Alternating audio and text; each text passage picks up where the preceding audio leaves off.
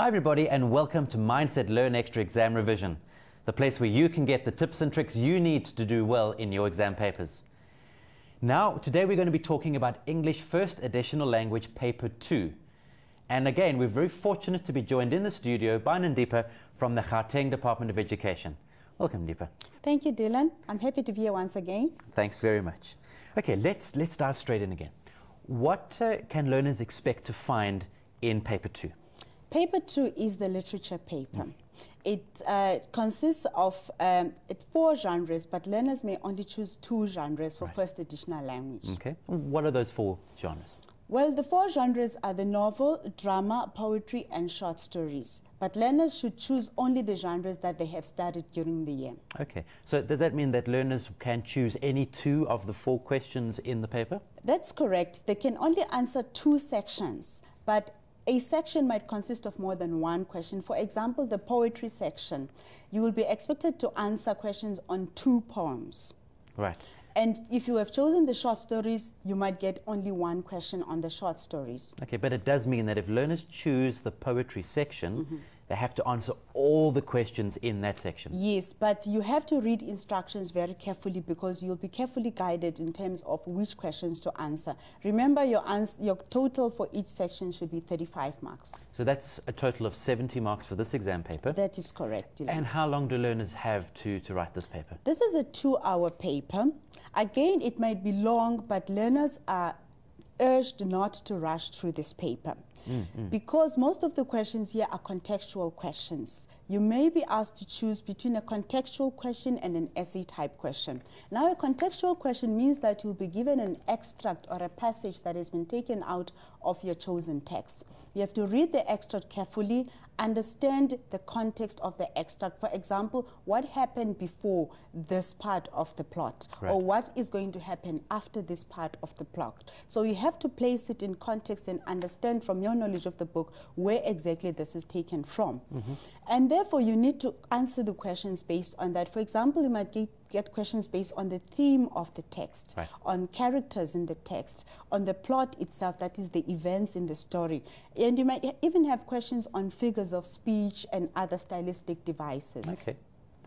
Does that mean that some of the questions in the paper will be based on works that the learners have read, while some of them might be on works that the learners haven't read, like a poem, for example? Not in first additional language. Okay. All the texts that you will come across in the paper will be text that you have read. Now, learners have a tendency of wanting to answer all the questions because they haven't read the instructions. Remember, you must answer only on 2 sections, and these are the books that you have studied at school. Don't attempt questions that you have not studied at school or that you are not familiar with. Right. Now, in this exam paper, just tell us a little bit more about the kinds of questions that the examiner will be likely to ask. Again, like in the comprehension paper, the paper is testing your reading skills, but there will be different levels of questions and different types of questions. So there are questions where you are expected to know who are the characters, where the action is taking place, for example. So those are your basic questions. But then there are questions that will expect you to motivate, to substantiate, to explain, to give reasons why. So this is very important because it means you must give as much detail as possible, but being guided by the mark allocation. And always answer in the context of the paper. Don't go and give your personal opinion on other issues that are not related to the text that you are reading. So constrain yourself to that particular question. Exactly. And as you use your past question papers, go through these questions, look for certain terms, understand exactly what they mean. For example, what does it mean to justify, to substantiate? Okay. Understand the meaning of those keywords so that you understand what the question is asking of you. So when you see them in an exam, you're not shocked and horrified by them. That is true. true. Right. So this is also an exam paper about practice, practice, practice, or are there certain things that learners should really focus on revising? Yes, you have to practice because you should have written contextual questions, say in your assessment or maybe in class as your post reading exercise. But you have to have a summary of each of the texts that you have studied so that you understand exactly what is happening in the text. But like I have said, understand the key features of the text, know who the characters, Right. you should be able to describe the characters, what motivates their actions, how do they feel about certain issues. You also need to understand the social and political background of the text that you are reading.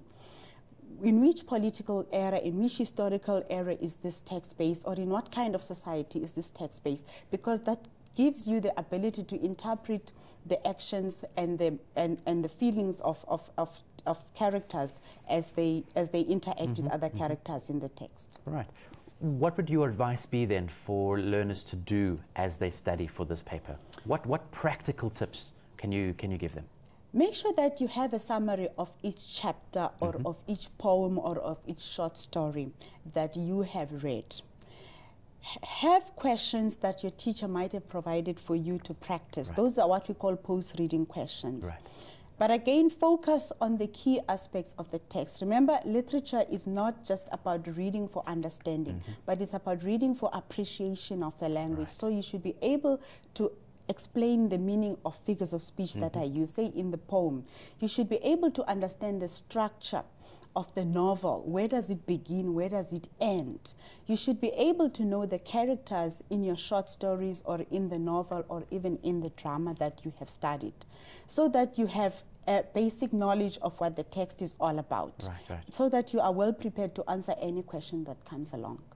I presume then that it's important that learners have actually read the texts that they're going to be examined on. That is very important, Dylan. Read the text first. Have the first-hand knowledge of the text. Don't just go and read questions or a study guide. The study guide is supposed to help you understand the text better, but understand the text first and appreciate it for what it is worth.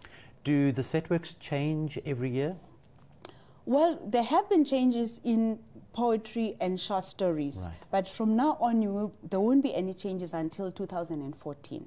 So is it advisable then that learners go and get past exam papers for paper 2 and look through those papers as well? That is very important, Dylan, to help learners prepare for their exams. Because first of all, you need to familiarize yourself with the instructions in the paper, with the structure Right. of the paper. Paper 2 can be very overwhelming because it's quite a bulky paper. It's got lots of options. But remember only to answer questions based on the text that we have studied at school. And make sure that you tick the questions that you are answering. Remember, you must answer only 2 genres. Right. And then give us some of your advice for learners on the day of the paper. How should they approach this exam paper? First of all, take time to read instructions again. Right. Instructions are very important so that you understand what you're expected to do. But what is important is to keep calm. Make sure that you have prepared yourself very well. You are alert, you've had your breakfast, you have your stationery ready. Go through the instructions, but only go straight to the questions that you are expected to answer. Do not attempt to read through the whole paper. Okay, so learners should spend the reading time before the exam, going through the paper like that? That is very important, that you go through the paper. But after you've finished writing, make sure that you've answered all the questions that you were expected to answer. Right. And a little bit of guidance in terms of should learners be studying for this paper alone? Should they try and team up? Should they be discussing these set works with their peers? Well, like I usually say, 2 heads are better than 1. If you study with a partner or with a buddy or as a group, it might be very helpful because you might find that someone knows something that you do not know, or they have a different understanding that you were not aware of. So I'd advise you to first read the book. Don't depend on your peers, but read the book, understand it first, and then you can go on and discuss it with your friends. Right. And then in the paper itself, how important is it that learners are writing clearly, neatly, and legibly? That is very important, Dylan. Presentation is very important. Start each section on a new page. You have 2 sections. It should be clear where one section starts and ends, and the next one as well. But be careful not to leave too much space or too many pages in between question, because you might find that the marker will not be aware that you have another question coming up. But let me tell you what normally happens, that If you happen to answer more than the 2 questions that were expected to answer, and only to find that you have answered your best question maybe at the end, the marker will only mark the first 2 questions. Okay. So it's very important that you only answer the questions that you know, that you understand, and that you have studied during the year. So even if you answer 3 questions, always is only going to be the first 2 that are marked. That is true, Dylan, unfortunately. Okay, okay. Good advice, thanks. Any sort of last tips and tricks or pieces of friendly advice you want to give to the learners out there as they start to prepare to write this literature paper?